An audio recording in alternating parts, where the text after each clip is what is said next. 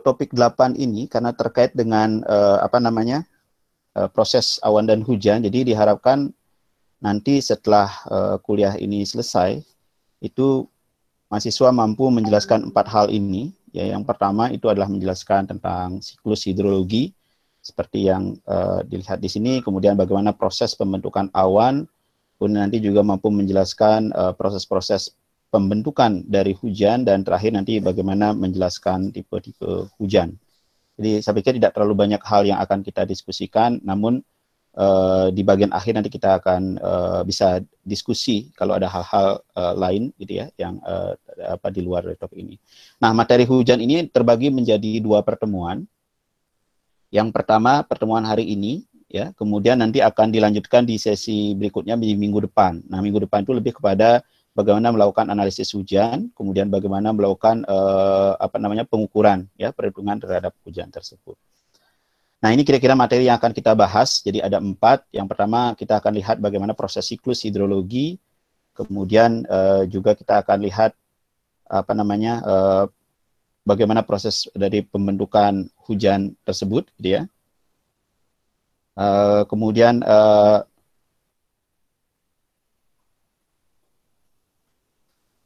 kemudian yang ketiga adalah proses pembentukan hujan. Nah, kemudian nanti ada tipe hujan. Jadi ada pertanyaan, kalau misalkan presentasinya tidak muncul, itu bisa dilihat di panel bagian kanan. Nah, kemudian nanti pilih presentasi. Di sana ada pilihan nama saya, kemudian ada 2. Nah, pilih yang presentasi, kemudian bisa dipin, ya, sehingga nanti materi presentasi itu akan tetap muncul di view tersebut. Baik, itu kira-kira yang akan kita coba bahas. Nah, yang pertama kita akan lihat tentang siklus hidrologi. Jadi kalau misalkan Anda lihat di dalam gambar ini merupakan siklus hidrologi yang mungkin sudah sering Anda lihat, gitu ya, dari waktu SMA, gitu ya, atau mungkin di materi-materi lain itu muncul tentang bagaimana siklus hidrologi ini. Nah, siklus hidrologi ini terdiri dari beberapa komponen. Yang penting, yang pertama itu adalah baik, terima kasih. Jadi kita lanjutkan. Nah, di dalam siklus hidrologi ini ada 4 komponen penting. Yang pertama tentu sumber energi. Jadi sumber energi untuk untuk siklus hidrologi ini adalah radiasi matahari. Nah, kemudian radiasi matahari itu akan memberikan energi seperti yang sudah dibahas di kelas itu, dia akan diberikan energi kepada lautan, gitu ya. Kemudian akan ada proses yang namanya evapotranspirasi, di mana proses evapotranspirasi itu akan mengkonversi dari air menjadi uap air yang akan ditransfer ke atmosfer, ya, dalam jumlah tertentu. Ya, mungkin sudah dibahas juga dalam bentuk neraca energi, gitu ya. Nah, kemudian dari evapotranspirasi itu udara atau partikel udara yang sudah mengandung uap air itu akan dibawa ke atas, gitu ya. Nanti akan sampai di atmosfer. Di sana akan mengalami proses yang namanya kondensasi, ya. Nah, kemudian nanti setelah proses kondensasi itu terjadi, kemudian uap air tadi akan terbawa atau sudah membentuk uap awan, kemudian terbawa ke daratan. Kemudian di daratan akan terakumulasi, kemudian di sana akan terbentuklah proses presipitasi, ya, hujan. Nah, di sana akan jatuh ke permukaan, itu menjadi hujan yang kita sebut sebagai curah hujan. Nah, diterima oleh permukaan, kemudian air tersebut akan terus mengalir.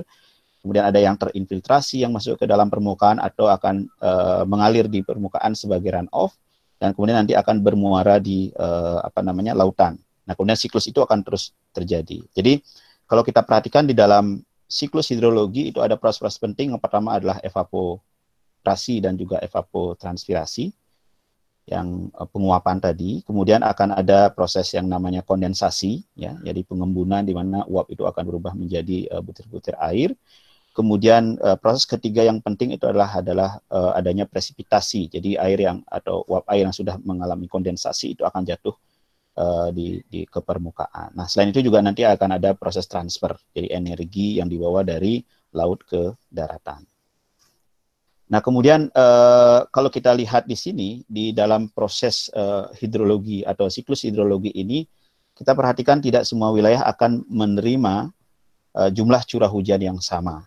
Jadi kalau misalkan kita lihat dari tabel ini merupakan tabel neraca presipitasi dan penguapan di setiap zona di lintang bumi. Kalau misalkan kita lihat dari 0 derajat sampai dengan 90 derajat, ya, lintang utara dan juga lintang selatan.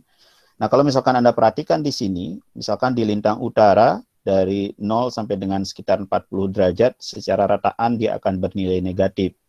Artinya apa? Artinya di sini nilai presipitasi itu akan lebih tinggi daripada nilai evapotranspirasi. Lebih rendah daripada evapotranspirasi karena nilainya negatif. Namun demikian juga di lintang selatan, ya. Di lintang selatan itu juga dia akan bernilai negatif, itu artinya nilai presipitasi lebih rendah daripada evapotranspirasi. Berbeda halnya yang terjadi di lintang tinggi dari 40 sampai dengan 90 derajat. Jadi kalau misalkan perhatikan di sini, maka akan terjadi perubahan atau nilai presipitasi dikurangi dengan evapotranspirasi bernilai positif. Itu artinya nilai presipitasi akan lebih tinggi dari nilai penguapan. Nah, itu yang terjadi di lintang di lintang tinggi, ya. Nah, jadi kalau kita perhatikan di kedua tempat lintang rendah itu nilai presipitasi itu lebih rendah daripada nilai penguapan, tetapi di lintang tinggi nilai penguapannya yang lebih rendah dibandingkan dengan nilai presipitasi. Nah, yang menjadi pertanyaan, mengapa di dua lokasi ini sampai saat ini tidak terjadi akumulasi? Artinya begini, kalau misalkan hal ini terjadi, sebagai contoh misalkan di lintang rendah itu kan terjadi negatif, artinya terjadi defisit secara terus-menerus. Tetapi harusnya daerah-daerah ini akan menjadi daerah yang kering, ya kan? Demikian ya.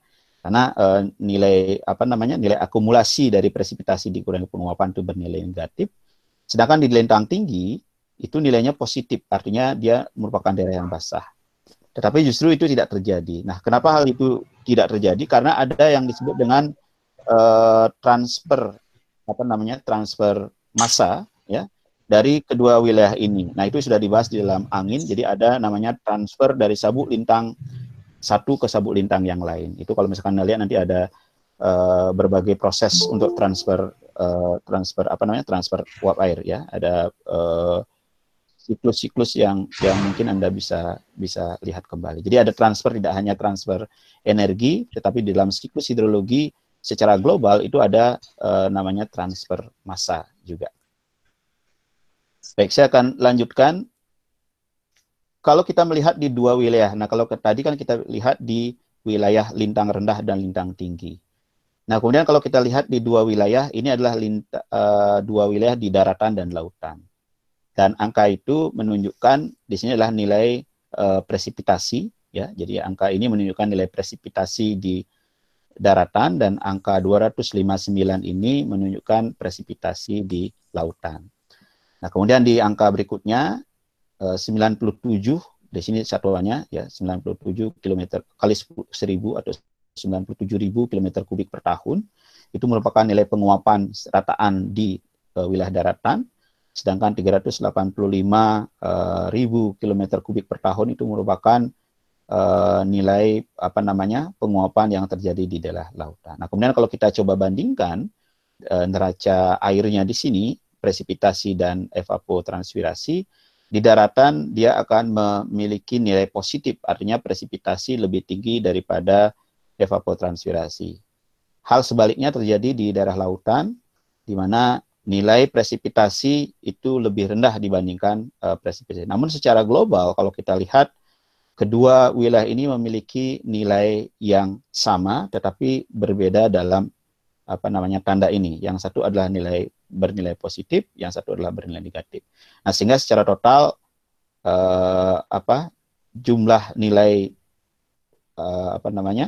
surplus di daratan dan defisit di lautan itu kalau kita jumlahkan nilainya akan 0. Ya, artinya siklus itu terjadi dari daratan, kemudian nanti nilai ini akan dibawa ke lautan, ya, kemudian dari laut dia akan kembali ke daratan dan seterusnya. Jadi ini juga menjelaskan bahwa siklus hidrologi itu terjadi tidak hanya antar lintang, tetapi juga antar daratan dan lautan.